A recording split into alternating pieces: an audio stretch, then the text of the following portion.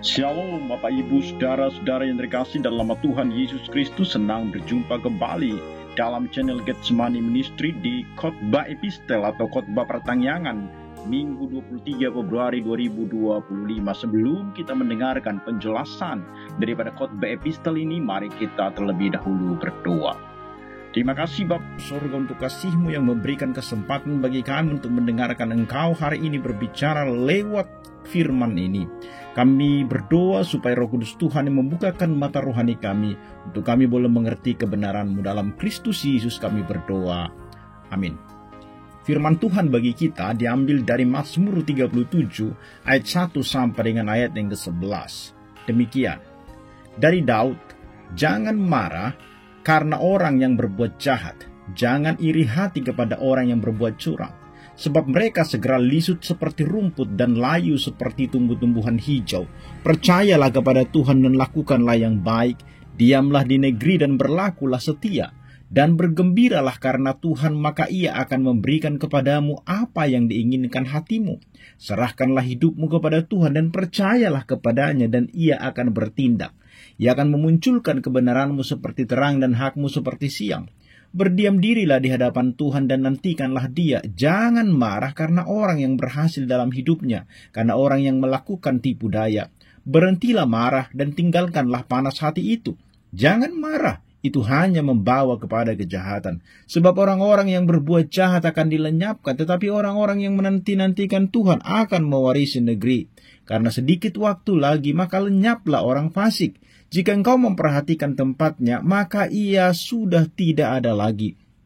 Tetapi orang-orang yang rendah hati akan mewarisi negeri dan bergembira karena kesejahteraan yang berlimpah-limpah. Demikian firman Tuhan. Bapak Ibu Saudara, topik kita adalah mengasihi musuh. Di dalam dunia yang penuh ketidakadilan, seringkali kita melihat orang jahat tampak berhasil. Sementara orang-orang benar itu mengalami kesulitan, mengalami kesusahan. Tentunya ini membuat kita merasa cemas dan iri hati, sakit hati, bahkan emosi, marah. Bahkan mungkin kita juga sering bertemu dengan orang-orang yang berbuat jahat kepada kita, atau bahkan mereka menjadi musuh kita. Maka secara alami sesungguhnya kita ingin membalas perlakuan buruk dengan keburukan yang sama. Tetapi di dalam Mazmur 37 ini, pemazmur memberikan penghiburan dan nasihat bagi umat Tuhan, supaya mereka tetap percaya dan hidup benar di tengah dunia yang jahat, dan tidak iri kepada mereka yang melakukan kejahatan. Kita harus menyerahkan pembalasan itu kepada Tuhan. Maka bagaimana seharusnya kita bersikap terhadap orang fasik, terhadap orang jahat? Mazmur ini merupakan pengajaran yang kuat dan terdiri atas kumpulan dari nasihat yang dapat langsung dipahami dan diaplikasikan di dalam kehidupan kita sehari-hari. Mari kita lihat satu persatu. Yang pertama, ayat yang pertama sampai ayat yang kedua, jangan membalas kejahatan dengan kejahatan. Mazmur ini dimulai dengan peringatan keras, jangan marah kepada orang yang berbuat jahat, jangan iri kepada orang yang berbuat curang. Sebagai pengikut Kristus, kita diingatkan gak boleh iri atau marah terhadap keberhasilan orang yang berbuat jahat. Artinya kalau ada orang berbuat jahat tetapi kemudian dengan kejahatannya dia berhasil, kita tidak usah cemburu, kita tidak usah iri, kita tidak usah marah. Sebaliknya kita harus tetap percaya kepada Tuhan dan tetap melakukan kebaikan. Jangan mengikuti mereka melakukan kejahatan supaya kemudian kita berpikir bahwa lewat itu kita akan menjadi sukses. Ayat 1 dan 2 ini kita melihat bahwa kejahatan mungkin terlihat menang secara sesaat kita melihat itu, tetapi pada akhirnya pemazmur mengatakan akan lenyap seperti rumput yang layu. Jadi Daud memulai dengan dua larangan, jangan marah, jangan iri hati. Ini berarti kata jangan marah, berarti kemarahan yang membara. Sementara iri hati menggambarkan kecemburuan atau kekesalan melihat kesuksesan daripada orang lain. Kedua emosi ini sering muncul ketika kita melihat orang jahat seolah-olah menang dan hidup tanpa konsekuensi. Namun Daud mengingatkan bahwa kemarahan dan iri hati hanya merugikan diri sendiri, bukan orang yang kita benci. Daud mengingatkan kita untuk tidak membiarkan kemarahan menguasai hati kita. Lagi pula orang yang marah-marah dan berbuat curang akan lisut seperti rumput dan kemudian layu dan gugur daunnya seperti tumbuh-tumbuhan di musim kemarau. Firman Tuhan dalam Mazmur 37 ayat 2 ini mengatakan, sebab mereka segera lisut seperti rumput dan layu seperti tumbuhan-tumbuhan hijau. Jadi Daud menggunakan metafora alam, orang jahat seperti rumput yang layu dan tumbuhan hijau yang mengering. Ini menggambarkan bahwa kesuksesan mereka yang sementara itu tidak akan kekal. Di dalam konteks budaya Timur Tengah, rumput dan tumbuhan hijau sering tumbuh subur setelah hujan, tetapi cepat layu ketika musim panas tiba. Ini menunjukkan bahwa kejahatan dan kesuksesan orang jahat tidak bersifat kekal. Inti dari ayat ini adalah seruan mempercaya kedaulatan Tuhan. Jadi alih-alih membalas atau cemas, kita diajak untuk menyerahkan situasi ini kepada Tuhan yang tahu bagaimana caranya menangani orang jahat. Oleh karena itu, mari kita juga belajar daripada Tuhan Yesus. Yesus adalah contoh sempurna dalam menyerahkan ketidakadilan kepada Bapa. Ketika Yesus disalib, dia berdoa, ya Bapa, ampunilah mereka, sebab mereka tidak tahu apa yang mereka perbuat. Lukas 23:34. Kita diajak untuk meneladani sikap Yesus yang memilih mengampuni, mengasihi orang yang berbuat jahat atau musuh. Itu yang pertama. Yang kedua, ayat 3 sampai dengan ayat 4. Lakukanlah kebaikan sebagai bukti kasih. Ayat 3 mengatakan, percayalah kepada Tuhan dan lakukanlah yang baik. Diamlah di negeri dan berlakulah setia. Ayat 4, dan bergembiralah karena Tuhan, maka Ia akan memberikan kepadamu apa yang diinginkan hatimu. Maka mari kita percaya kepada Tuhan. Percayalah kepada Dia. Lakukanlah yang baik, lebih baik dan yang terbaik. Diamlah di negeri yang sudah dijanjikannya dan berlakulah setia. Itu yang Tuhan katakan. Kata percayalah kepada Tuhan itu berarti bersandar penuh, mengandalkan dan atau bergantung sepenuhnya. Ini bukan sekedar percaya secara intelektual, tetapi kepercayaan yang aktif dan praktis di dalam hidup kita. Daud mengajak kita untuk mengalihkan fokus dari kejahatan orang lain kepada Tuhan yang berkuasa. Ketika kita percaya kepadanya, kita tidak perlu takut atau cemas. Kemudian dikatakan lakukanlah yang baik. Iman yang sejati itu selalu menghasilkan perbuatan baik.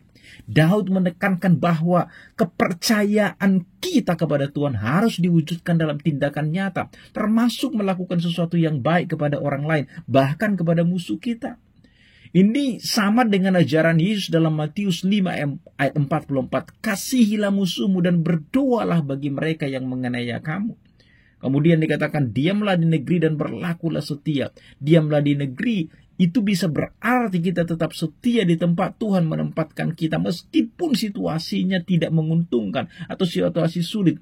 Ini adalah panggilan untuk hidup stabil dan tidak mudah goyah oleh keadaan. Berlakulah setia mengacu kepada kesetiaan dalam menjalani hidup sesuai dengan prinsip-prinsip Tuhan, termasuk dalam menghadapi ketidakadilan. Maka kemudian dikatakan bergembiralah karena Tuhan. Jadi sukacita yang sejati itu berasal dari Tuhan, bukan dari keadaan sekitar. Maka ketika kita bergembira karena Tuhan, hati kita dipenuhi dengan damai sejahtera dan keinginan kita pun akan selaras dengan kehendaknya. Tuhan mengatakan Ia akan memberikan kepadamu apa yang diinginkan hatimu. Bukan berarti Tuhan akan memenuhi semua keinginan egois kita, tetapi bahwa Dia akan memenuhi kerinduan hati yang selaras dengan kehendaknya. Yang ketiga, sabar menanti dan percaya Tuhan yang berdaulat. Ayatnya yang ke-7 sampai dengan ayat yang ke-9. Disebutkan di sana, berdiam dirilah di hadapan Tuhan dan nantikanlah Dia. Jangan marah karena orang yang berhasil dalam hidupnya, karena orang yang melakukan tipu daya. Berdiam diri di sini berarti diam dengan tenang, tidak gelisah atau tidak terburu-buru. Inilah sikap hati yang percaya bahwa Tuhan sedang bekerja meskipun kita tidak melihat Tuhan. Dan kita diminta untuk menantikan Tuhan, mengandung makna menunggu dengan penuh harap dan kesabaran. Ini bukan sikap pasif tetapi aktif, percaya bahwa Tuhan akan bertindak pada waktunya. Dan kita perhatikan ayat 9 itu, Tuhan menjanjikan sesuatu kepada mereka yang menanti Tuhan. Tuhan berkata bahwa orang yang menantinya akan mewarisi negeri. Ini menggambarkan kepenuhan hidup dalam kerajaan Allah dan bukan sekedar kekayaan duniawi. Ini sama seperti seorang petani yang menantikan panen, percaya bahwa benih akan tumbuh. Atau sama seperti seorang anak kecil yang menunggu ayahnya pulang, percaya bahwa ayahnya akan membawa sesuatu yang berharga di dalam hidupnya. Dia menantikan itu dengan penuh kesabaran, berdiam diri, dan kemudian dia mendapatkan berkat, mendapatkan hasil dari ayahnya. Kemudian yang keempat itu disebutkan di sana ayat 10 sampai dengan ayat yang ke-11 itu, hiduplah dengan lemah lembut dan kasih. Orang yang rendah hati dan lemah lembut akan menerima warisan dari Tuhan. Kasih terhadap musuh bukan hanya pilihan, tetapi itu merupakan perintah Tuhan yang membawa kedamaian sejati. Kita lihat di 10 itu, orang fasik tidak akan bertahan lama, tetapi orang yang mengandalkan Tuhan akan tetap teguh. Dan ayat 11 itu, orang yang lemah lembut akan mewarisi negeri dan bergembira karena kesejahteraan yang melimpah. Ini menunjukkan bahwa kasih dan kerendahan hati lebih berharga daripada membalas kejahatan. Ini yang kita lihat di sini, bahwa orang-orang yang lemah lembut itu menggambarkan kerendahan hati dan ketenangan dalam menghadapi tekanan. Ini bukan kelemahan tetapi kekuatan yang terkendali. Dan janji yang diberikan itu, Tuhan menjanjikan bahwa orang lemah lembut akan mewarisi negeri. Ini adalah janji tentang kepenuhan hidup dalam kerajaan Allah, di mana keadilan dan damai sejahtera akan ditegakkan. Jadi kita melihat 4 hal ini. Nasihat-nasihat yang diberikan itu akan menolong kita untuk mengerti bahwa mengasihi musuh, tidak membalas kejahatan, itu adalah perintah Tuhan. Dan ini bisa kita lakukan di dalam kehidupan kita. Saya akan menutup ini dengan satu kisah. Ada seorang yang bernama Frank Slazak, seorang guru yang sejak kecil bercita-cita menjadi astronot. Keinginannya tergabul saat pihak NASA, lembaga program penelitian luar angkasa Amerika Serikat, mengumumkan bahwa mereka membutuhkan seorang warga sipil, khususnya seorang guru untuk ikut dalam penerbangan pesawat ulang-alik Challenger. Franz lalu melamar di antara 43.000 pelamar. Dari semua tes yang harus diikuti, ia masuk 10 besar. Namun kemudian yang terpilih adalah orang lain. Dia begitu kecewa dan hancur hatinya. Ayahnya menghiburnya dengan mengingatkannya bahwa segala sesuatu terjadi karena ada alasannya. Maka tepat pada tanggal 28 Januari 1986, ia bersama teman-temannya yang gagal berkumpul untuk menyaksikan peluncuran Challenger itu. Saat itulah Frank masih berdoa dan berkata kepada Tuhan bahwa ia rela melakukan apa saja asalkan diizinkan untuk ikut serta dalam penerbangan itu. Hatinya hancur bersama dengan peluncuran pesawat itu. Namun keadaan berubah 33 detik kemudian, saat Challenger itu meledak dan semua penumpangnya meninggal. Kita melihat di situ bahwa kebaikan Tuhan itu sebenarnya ditunjukkan kepada dia. Dia sakit hati, dia kecewa. Mungkin ada orang-orang yang melakukan sesuatu hal yang tidak baik kepada kita. Kita kecewa, kita marah. Bahkan kita berdoa kepada Tuhan supaya Tuhan membalaskan. Tetapi seperti firman Tuhan, bahwa kesudahan mereka sebenarnya sudah dekat. Mereka seperti rumput yang segera lisut. Kebaikan Tuhan sesungguhnya begitu luar biasa kepada kita. Dari Daud yang memberi nasihat agar dalam menghadapi apapun yang ditawarkan hidup, kita tidak perlu marah atau iri hati. Melainkan mari kita percaya sambil melakukan yang terbaik serta bergembira untuk apapun yang Tuhan berikan. Sebab Tuhan mampu dan hanya memberikan yang terbaik bagi umatnya. Ia adalah Allah yang akan memberikan lebih daripada yang bisa diharapkan dan diinginkan manusia. Ia akan memunculkan kebenaranmu seperti terang dan hakmu seperti siang. Hingga bukan hanya engkau yang melihatnya, namun orang lain juga, lalu semua orang akan memuliakan Tuhan. Maka dalam hidup sehari-hari kita diajak untuk tetap rendah hati dan tidak menyimpan dendam. Mengasihi musuh adalah bukti iman dan ketaatan kita kepada Tuhan. Jadi dari Mazmur 37 kita belajar Kita tidak perlu membalas kejahatan dengan kejahatan, melainkan mari kita tetap percaya kepada Tuhan, menyerahkan segala sesuatu kepadanya, dan hidup dalam kasih serta kelemah lembutan. Mengasihi musuh sekali lagi bukan kelemahan, tetapi menunjukkan bahwa kita adalah anak-anak Allah yang percaya kepada keadilannya. Marilah kita hidup dengan kasih seperti yang Kristus ajarkan kepada kita. Jadi ketika kita memilih untuk mengasihi, kita memberi ruang bagi Tuhan untuk bekerja dengan caranya yang ajaib. Amin. Bapa, kami bersyukur dan berterima kasih lewat firman-Mu kami belajar bahwa lebih baik kami menyerahkan segala sesuatu kepada Tuhan yang akan terus memberikan kebaikan bagi kami. Terima kasih Bapa, ajari kami mengampuni, mengasihi setiap orang yang mungkin berlaku jahat kepada kami. Dimuliakanlah Engkau Tuhan, dalam Kristus Yesus kami berdoa dan bersyukur kepadamu. Amin.